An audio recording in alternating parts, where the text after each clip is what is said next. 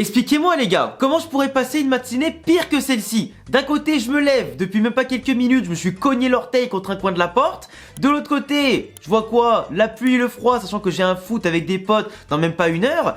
Et surtout de l'autre côté, je regarde AC Marca, je vois Camavinga blessé 6 à 8 semaines pour un entraînement avec l'équipe de France où Ousmane Dembouz Merguez Fraude Dembélé lui tombe dessus. Le mec au début il avait un giga bleu, le médecin de l'équipe de France il dit tranquille, c'est rien, c'est un petit coup, ça va aller. Pour qu'au final t'apprends que quelques heures après, il doit quitter le rassemblement, rentrer à Madrid se faire une IRM pour avoir des examens complémentaires.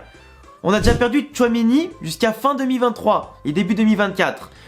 Il est même pas sûr d'arriver à la Supercoupe d'Espagne contre l'Atlético Madrid mi-janvier, tu vois. Sachant qu'on a peut-être une finale derrière contre le Barça. Et là, Camavinga, 6 à 8 semaines aussi. Donc on n'a pas Camavinga jusqu'à aussi la Supercoupe, voire peut-être encore après, tu vois.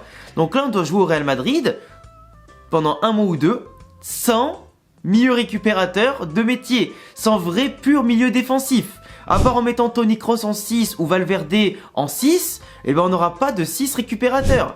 Comment on fait dans ces conditions? Non mais expliquez-moi, expliquez-moi. Là aujourd'hui, le Real Madrid, heureusement, a fait quasiment le plus dur de sa saison, déjà qualifié pour les huitièmes de Ligue des Champions. Normalement, contre un Naples comme ça, on devrait accrocher encore un point minimum, malgré les absents, pour au moins être premier du groupe tranquille, donc ça c'est pas un problème, tu vois. Ou accrocher une dernière victoire après contre l'Union Berlin, peu importe, on s'en fout. Et le Real Madrid n'a pas de tour de Copa del Rey pour l'instant, même si ça va arriver très très vite dans les semaines qui arrivent, contre des petites équipes normalement, hein, vu qu'on va rentrer en général, pas contre une équipe de Liga ou une grosse équipe dès le départ, donc ça devrait aller, mais après derrière t'as quand même 6-7 matchs de Liga jusqu'à mi-janvier qui peuvent quand même, tu vois, tout changer. Quand on connaît les répercussions d'un mois de décembre, d'un mois de janvier ou d'un mois de février, quand t'as pas toutes tes forces en présence et que des fois la fatigue accumulée entre les sélections et les clubs et les différentes compétitions, ça commence à peu près avant la trêve hivernale ou juste après à te faire perdre des points. Manquer de joueurs qui pour certains comme Tchouaméni sont énormes depuis le début de saison ou Camavinga sont encore plus énormes depuis le début de saison, au bout d'un moment ça fait quand même beaucoup. Quand t'as déjà perdu Ceballos depuis tout le début de saison, que Arda Güler il a toujours pas joué, que comment il s'appelle, que t'as perdu Militao derrière, que t'as perdu Courtois, que t'as perdu plein de joueurs au fur et à mesure, ça commence à faire un peu beaucoup, tu vois. Ça commence à faire un peu beaucoup. Heureusement, Jude Bellingham, lui, il est rentré de l'Angleterre parce qu'il avait toujours son problème à l'épaule, donc il peut pas jouer, mais il peut quand même s'entraîner, tu vois. Heureusement que lui, c'est pas très grave. Mais le Real Madrid cette année, heureusement quand même qu'au milieu de terrain, on a des ressources, tu vois. Ça pourra permettre à Modric de jouer plus, à Kroos de jouer plus, à Brahim Diaz aussi de jouer plus avec les absents. C'est peut-être que Jude Bellingham va reculer un petit peu et que Brahim Diaz sera en 10. C'est possible. D'avoir Jude Bellingham en 8, entre guillemets, tu vois, c'est possible. Mais après, aujourd'hui, tu commences à avoir quand même un manque de chance sur un effectif qui, de base, manque de solutions à d'autres postes qu'au milieu de terrain. T'as des joueurs qui sont pas là, d'autres qui sont pas au niveau, d'autres simplement qui mettent du temps à se mettre en place. Et te retrouver sans certains spécialistes de leur métier ou du moins de leur poste, et encore plus quand c'est des joueurs qui sont en surforme en ce moment, ah ça fait chier. Après heureusement comme je dis qu'on a déjà affronté l'Atlético, qu'on a déjà affronté quand même Gérone, qu'on a déjà affronté l'Atlético Madrid, même si bon on a perdu contre l'Atlético, mais au moins t'as fait entre guillemets le plus dur. Le Real actuellement est devant le Barça à 2 points de plus, derrière Gérone, ok, qui vont pas tenir je pense toute la saison, même si eux ils ont la chance entre guillemets de pas avoir de Coupe d'Europe, mais quand même. Là, t'as quand même des matchs aussi qui vont arriver. Là, quand je regarde un petit peu le calendrier du Real Madrid, bon, t'as Naples et l'Union Berlin en Ligue des Champions, ça c'est encore autre chose, mais t'as quand même un match à domicile contre Grenade et un à l'extérieur contre le Betis Séville, un autre à domicile contre Villarreal, un autre à l'extérieur contre Alaves et un autre à domicile contre Majorque. Et en gros là t'arrives après à la Supercoupe d'Espagne le 10 janvier et après ça reprend la Liga à partir du 14 avec Retafe et Real Madrid si le Real Madrid ne va pas en finale de Supercoupe d'Espagne, tu vois. Sinon après Retafe s'est repoussé un peu plus loin ou alors t'as Real Almeria le 21 janvier. Mais en gros, tu rates quand même 6 matchs de Liga pour Camavinga et Tchouaméni encore, c'est quand même énorme, tu vois, même les petits, les moyens ou les gros clubs, et surtout les petits clubs et les petits matchs, peuvent te faire perdre des points à domicile ou l'extérieur, avec des équipes comme le Rayo par exemple qui ont posé le bus, qui ont posé problème, tu trouves pas d'espace, etc.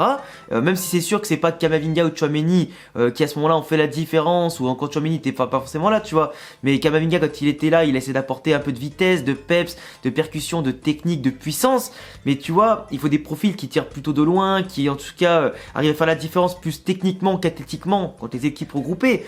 Mais globalement, c'est quand même des matchs pièges où n'importe quel profil, n'importe quel joueur déterminant du moment peut faire la différence. Au Real Madrid, le danger vient de partout et n'importe qui peut avoir une éclair de génie, une percée, une balle, un tir contré ou je sais pas quoi, et ça peut rentrer. Mais là, franchement, les deux gros matchs qui nous attendent jusqu'à la fin de saison, c'est Villarreal et le Betis Séville.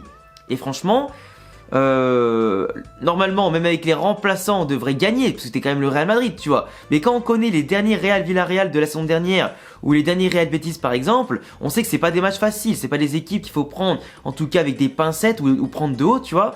Donc globalement, avec l'effectif qu'on a et qu'on aura à ce moment-là, il faudra que chaque joueur se dépasse, en tout cas pour les joueurs présents, mais aussi pour les absents. Par contre, c'est sûr, oui, la Supercoupe d'Espagne, par contre, sans Camavinga et Tchouaméni, même si j'espère qu'ils arriveront au moins à temps pour ça, qu'ils auront un petit peu de rythme, je nous vois mal gagner et l'Atlético et le Barça 2 fois de suite, sans avoir notre milieu de terrain le plus compétitif, sans avoir notre milieu de terrain le plus équilibré, sauf que Camavinga et Tchouaméni, contre le Barça et l'Atlético, c'est essentiel pour la défense, récupérer les ballons, assurer l'équilibre, etc.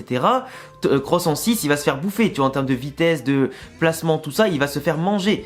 Donc globalement, il faut qu'on ait ça, sinon ça va être très compliqué les frérots. Après, pour la Liga, je suis quand même confiant qu'on fasse un 6 sur 6, 7 sur 7 pendant qu'ils sont pas là.